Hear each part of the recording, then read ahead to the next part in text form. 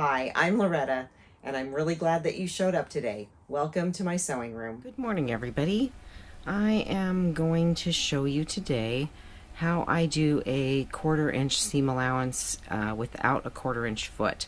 I do have a 1/4 inch foot for this machine, but my dual feed foot broke and I'm needing to get it replaced. They're ordering the part at the dealership, but I don't really like using the 1/4 inch foot when I don't have the dual feed to engage.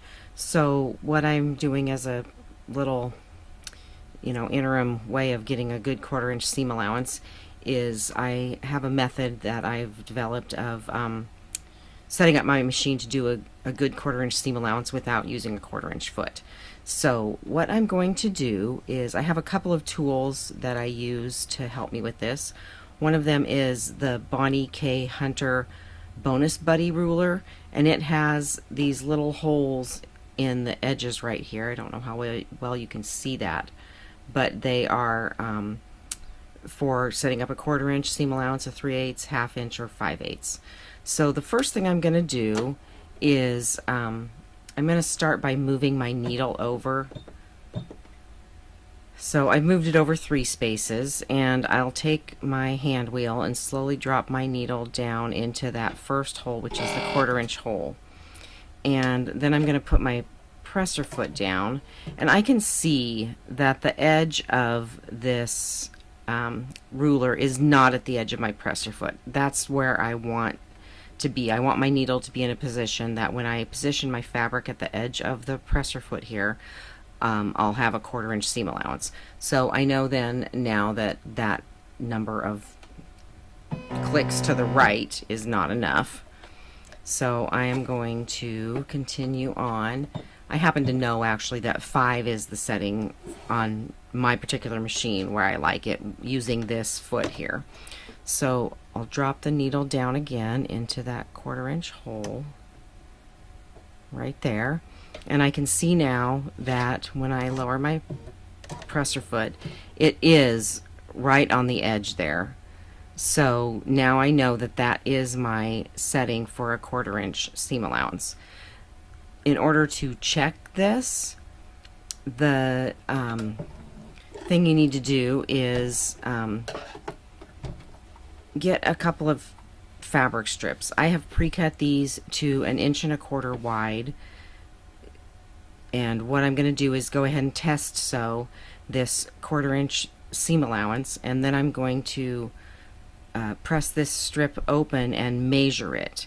And what I should get, if I start with 2 1 1/4 inch strips of fabric with a 1/4 inch seam allowance, that'll leave 1 inch on each fabric. So pressed open, this finished piece should equal 2 inches. And that's the test that you'll use to make sure that you do in fact have your 1/4 inch seam allowance set just right. So I'm going to start with my little strip of fabric, feed these in here, and start sewing with my fabric right at the edge of this presser foot. What I've learned over the years is that the reason you may not get a good 1/4 inch seam, even if you have a 1/4 inch foot, is that your presser foot may not be fully engaged with your feed dogs.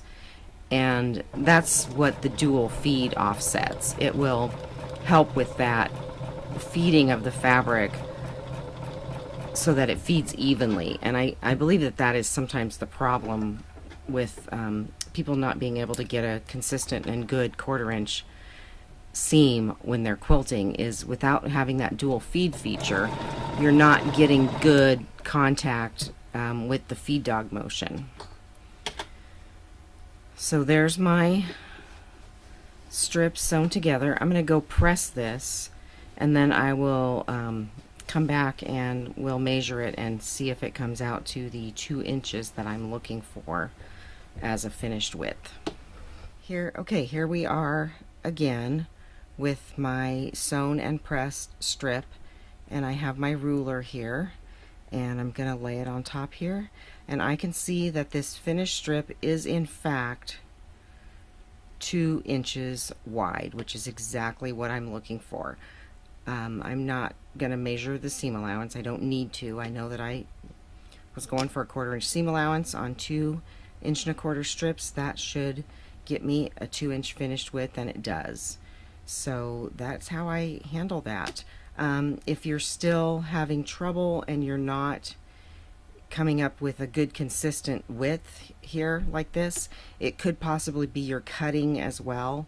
But if it's just your seam allowance and you feel that your cutting is accurate, this is the way to determine how to get a perfectly accurate 1/4 inch seam allowance if you don't have a 1/4 inch foot or prefer not to use one.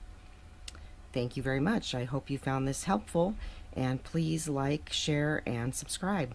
We'll see you later. Thank you.